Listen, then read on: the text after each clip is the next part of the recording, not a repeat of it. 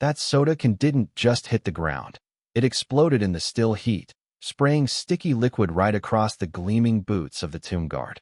For a second, the whole place went silent, like the air got sucked out of it.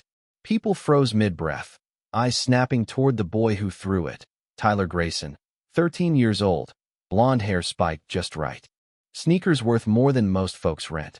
Phone already up like he was filming his big break. He thought he'd get laughs, maybe make the guard twitch, get that perfect viral moment, you know? But the soldier didn't move, didn't even blink. Behind those dark sunglasses, though, there was a fire, the kind that comes from carrying more than just a rifle. It was Memorial Day at Arlington.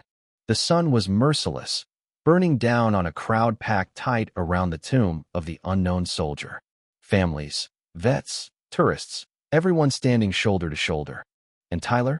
Tyler just saw a guy playing dress-up. The Graysons weren't here out of respect. They were here because his parents thought a DC trip looked good on Instagram.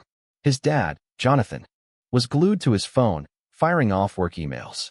His mom, Lauren, was half listening, half checking her sunglasses reflection.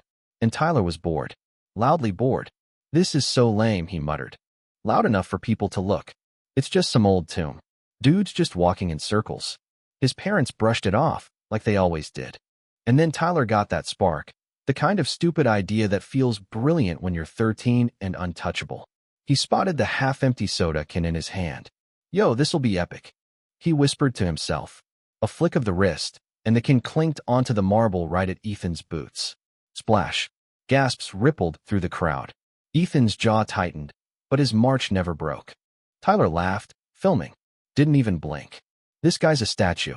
He started edging closer, leaning over the rope. "Hey, soldier boy, you gonna clean that up?" The crowd's stares were sharp now. A couple vets muttering under their breath. A mom pulled her kids back. His dad finally looked up. "Tyler, knock it off." But Tyler had already stepped over the rope. Phone up, grinning. "Me and the statue guy? Million likes." That's when Ethan moved.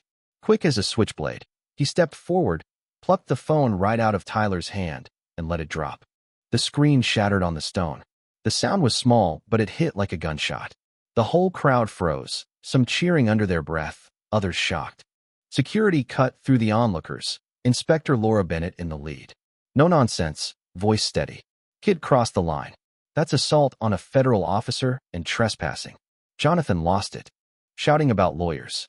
Lauren clutched her purse like it was a shield. Laura didn't blink. Age doesn't excuse disrespect. This is a sacred place. Tyler was starting to notice the way everyone was looking at him now. Not laughing, not impressed, just disappointed.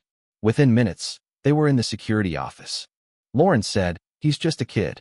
Laura answered, "And he's acting like the rules don't apply to him. Wonder where he learned that." That's when they brought in Dr. Emily Carter, a psychologist who'd seen every kind of spoiled, untouchable teenager there was. She sat Tyler down. "Why'd you do it?" He shrugged. "I was bored. Thought it'd be funny." She leaned in. "That tomb is for soldiers who gave their lives. That guard's honoring them. You disrespected all of it." Tyler mumbled that it was just a soda can. She didn't let him off. "It's not about the can. It's about you thinking nothing's bigger than you." The story was already blowing up online. #ArlingtonKid everywhere, with clips of the can toss and the phone drop. News channels were circling. His parents' social media was melting down. And instead of a flight to Paris, the Graysons got an ultimatum. Tyler would spend 4 weeks doing community service at Arlington. Grounds crew. Dawn to dusk, no shortcuts. Or they'd go the legal route. The first week, Tyler sulked and complained. The vets on the crew didn't care. They'd buried friends here. They didn't see a rich kid. They saw a kid who didn't understand. In week 2, Emily introduced him to Clara Thompson, 90 years old, hands trembling, voice strong. She'd been a nurse at Normandy. "I held boys younger than you as they died," she told him. "They fought knowing they might not see morning. That's what that tomb stands for." Tyler didn't have a smart comeback for that. By week 3, something shifted. He watched another guard change ceremony. Ethan again, same perfect steps, same silence from the crowd. But now Tyler saw it differently. Saw the pride, the weight, the unspoken promise. On the last day, Emily arranged a meeting, Tyler and Ethan, face to face, no sunglasses between them. Tyler swallowed hard. "I'm sorry. I treated you like a prop." I didn't think about what you do or what it means. My grandpa was a Marine. He'd be ashamed. Ethan listened. My brother died in Afghanistan when I was your age. I guard that tomb for him. But this time it wasn't a scandal. People called it a redemption story. The kid from the headline turned his blog into posts about sacrifice and respect. His parents, well, they started showing up more. And Ethan? He went back to his watch. Boots polished, steps measured, eyes forward. The tomb stayed the same. Silent, sacred, watching over the unknown. Tyler's cracked phone never got replaced, but what he carried out of Arlington, yeah, that was worth a lot more. So now I'm curious, if you were standing there that day, watching it all unfold, would you say Ethan crossed the line? Or did he finally draw one that needed drawing?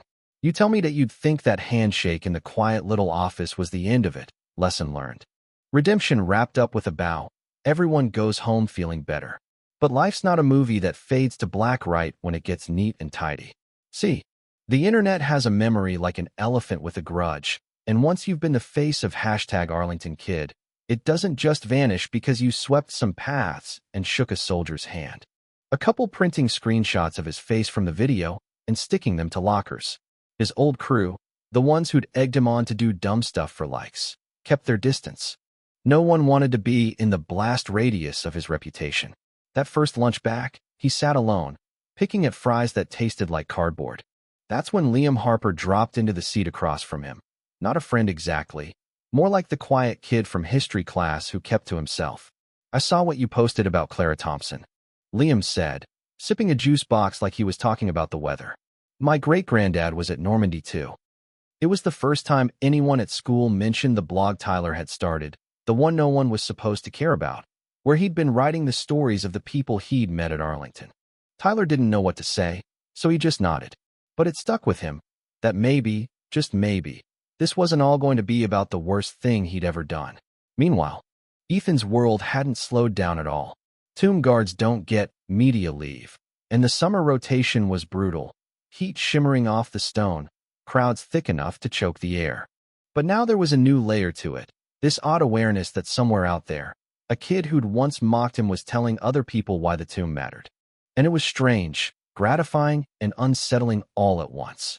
Then, 3 weeks after the handshake, the call came in to Ethan's unit.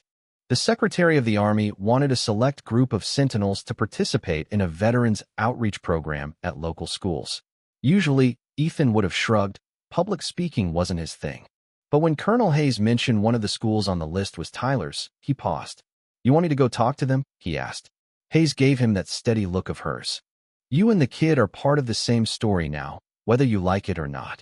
The day of the event, the school gym smelled like fresh varnish and nerves. Kids shuffled in, whispering. A couple sneaking glances at Tyler like they were checking if he'd combust. When Ethan walked in, uniform sharp, boots clicking on the floor, the place went still. He didn't start with a speech. He started with Michael. Told them about being 13, watching his brother ship out, the empty seat at the dinner table when he didn't come back. He talked about the tomb without any of the stiff ceremony, just a person explaining why it mattered to him. And then, without warning, he gestured toward Tyler, sitting in the second row. Some of you probably saw the video, Ethan said. A ripple of whispers. I'm not here to rehash it. I'm here because this kid faced me, owned what he did, and worked to understand why it was wrong. That's more than some adults I know. Tyler felt every eye on him. He could have sunk into the floor, but instead he stood up. Yeah, I was that kid, he said, voice shaking but steady. I thought it was all a joke until people told me the stories that live in that place. And now I'm telling them too. You could have heard a pin drop.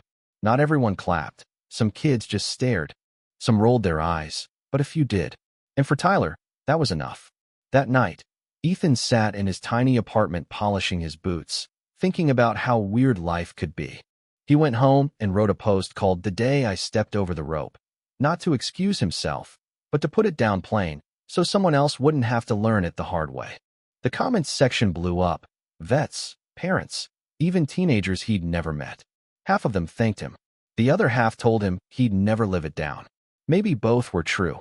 Maybe that's the thing about crossing a line. You can't uncross it, but you can decide where you stand after. So here's the question. If redemption comes with a permanent shadow, does it still count the same?